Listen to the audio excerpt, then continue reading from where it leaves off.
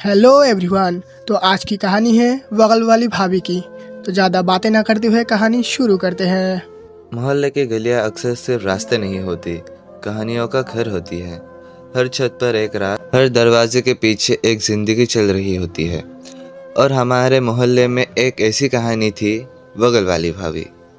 उनका असली नाम था नैना, लेकिन पूरा मोहल्ला उन्हें प्यार से बगल वाली भाभी बुलाता था, क्योंकि वो हमारे घर के बिल्कुल बगल वाले घर में रहती थी। मैं अर्फ तब कॉलेज में था। जिंदगी सिंपल थी, सुबह कॉलेज, शाम दोस्तों के साथ चाय और रात को सपने। फिर एक दिन बगल वाले घर में नए लोग आए। गर्मी की दोपहर थी। मैं छत पर खड़ा हवा खा रहा था जब देखा एक सफ़ेद सूट पहने लड़की सामान उतार रही थी। चेहरे पर थकान थी, लेकिन आंखों में अजीब सी शांति। मम्मी ने आवाज़ लगाई, बेटा ज़रा पड़ोस में मिठाई दे आ, नए लोग आए हैं। मैं थोड़ा झिझकता हुआ और दरवाज़ा खटखटाया। दरवाज़ा खुला। वही सफ़ेद सूट पहने वाली लड़की सामने थी। हाँ, उन्होंने हल्का सा मुस्कुराते हुए पूछा। मैं अर्फ, बगल वाले घर से मम्मी ने मिठाई भेजी है। उन्होंने मिठाई ली और कहा, मैं नैना, और आप लोगों का शुक्रिया। उनकी आवाज़ में एक तहजीब थी जो आजकल कम ही मिलती है। तब मुझे पता नहीं था ये सिर्फ एक मुलाकात नहीं, एक लंबी कहानी की शुरुआत है। पता चला नैना भाभी की शादी रोहित भैया से हुई है, जो बैंक में काम करते थे। रोहित भैया सुबह जल्दी निकल जाते और रात को देर से आते। भाभी अक्सर बैल्कनी में खिले आसमान देखती रहती। उन्हें पौधे लगाने का शौक था। धीरे धीरे हमारी बातचीत शुरू हुई। कभी मम्मी उन्हें चाय पे बुला लेती, कभी मैं उनके पौधों को पानी देने में मदद कर देता। एक दिन मैंने मजाक में कहा, भाभी आपके पौधे आपसे ज़्यादा खुश लगते हैं। वो मुस्कुराकर बोली, पौधे कम से कम जवाब नहीं देते, बस सुनते हैं। उनके लफ्ज़ों में हल्का सा दर्द महसूस हुआ। समय के साथ मुझे समझ आया कि भाभी उतनी खुश नहीं थी जितना दिखती है। रोहित भैया काफ़ी सीरियस नेचर के थे। उनके पास वक्त कम होता था। एक शाम बिजली चली गई थी। मोहल्ले के सब लोग जो छत पर थे। हवा ठंडी थी।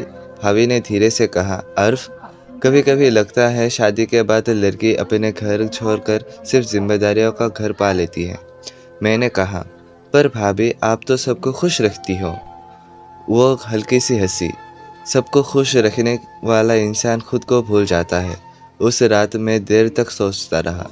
मैं जवान हो रहा था और शायद मेरे दिल में एक अजीब सी फीलिंग भी जन्म ले रही थी, लेकिन मुझे पता था वो मेरे लिए सिर्फ भाभी थी, एक इज्जत का रिश्ता था। एक दिन कॉलेज में मेरी किसी से लड़ाई हो गई। गुस्से में घर आया।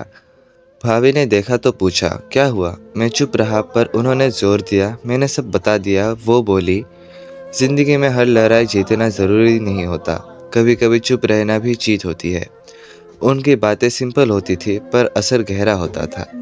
एक दिन मम्मी ने बताया कि भाभी पहले टीचर बनना चाहती थी, पर शादी के बाद उन्होंने सपना छोड़ दिया। मैंने उनसे पूछा, भाभी आप फिर से पढ़ाना क्यों शुरू नहीं करती? वो हैरान हुई, अब इतने सालों के बाद। मैंने कहा, सपने एक्सपायर नहीं होते। उनकी आंखों में एक चमक आ गई। अगले महीने से उन्होंने मोहल्ले के बच्चों को पढ़ाना शुरू किया। धीरे धीरे उनका चेहरा बदलने लगा। वो ज़्यादा मुस्कुराने लगी। मोहल्ले में कुछ लोग बातें बनाने लगे, अर्फ और भाभी ज़्यादा बात करते हैं। एक दिन रोहित भैया ने मुझे थोड़ा सख्त अंदाज में कहा, थोड़ा काम आया करो। मुझे बुरा लगा। मैंने दूरी बना ली। भाभी ने भी बात करना कम कर दी। बैल्कनी खाली लगने लगी। कुछ हफ्तों बाद रोहित भैया को एक्सीडेंट हो गया। छोटा सा था, उन्हें रेस्ट की ज़रूरत थी। मैं हॉस्पिटल भागा। भाभी अकेली थी। उनकी आंखों में डर था। उस वक्त ना मोहल्ला याद था, ना बातें, बस इंसानियत थी। मैंने हर दिन हॉस्पिटल के चक्कर लगाए, मेडिसिन, रिपोर्ट्स, सब में मदद की। रोहित भैया धीरे धीरे ठीक हो गए। एक दिन उन्होंने मुझे बुलाया, अर्फ, शायद मैं गलत समझा, तुम दोनों के बीच सिर्फ इज्जत और दोस्ती है। मैंने सिर झुकाकर कहा, भाभी मेरे लिए हमेशा भाभी रहेगी।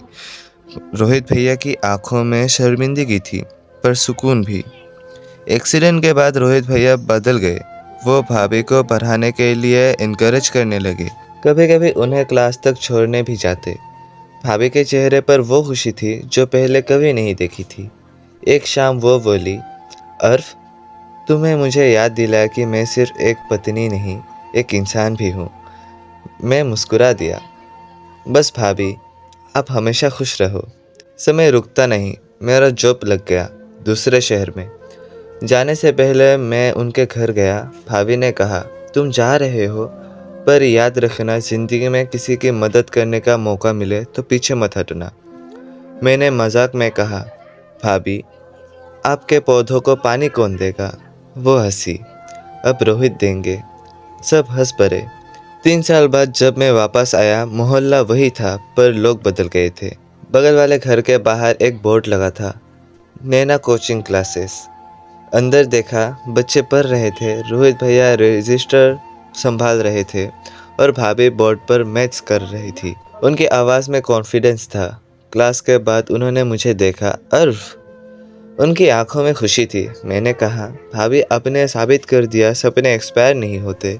वो मुस्कुरा कर बोली, और रिश्ते की इज्जत सबसे बड़ी होती है। मोहल्ले में आज भी लोग उन्हें बगल वाली भाभी बुलाते हैं, पर मेरे लिए वो सिर्फ एक परोसन नहीं थी, वो एक सीख थी कि एक लड़का और एक शादीशुदा औरत के बीच में सिर्फ गलत कहानियाँ नहीं होती, कभी कभी इज्जत, समझ और साफ दिल भी होता है।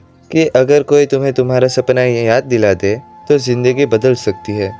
और जब भी मैं अपनी बैल्कनी में खड़ा होता हूँ, मुझे याद आता है बगल वाले घर की वो मुस्कुराहट जिन्हें सिखाया रिश्तों की असली खूबसूरती उनकी पवित्रता में होती है। तो हेलो एवरीवन, कैसा लगा कहानी आप लोग कमेंट में ज़रूर बताना। तो मिलते हैं ऐसी ही किसी और एक मज़ेदार कहानी के साथ। तब तक के लिए टाटा बाय बाय।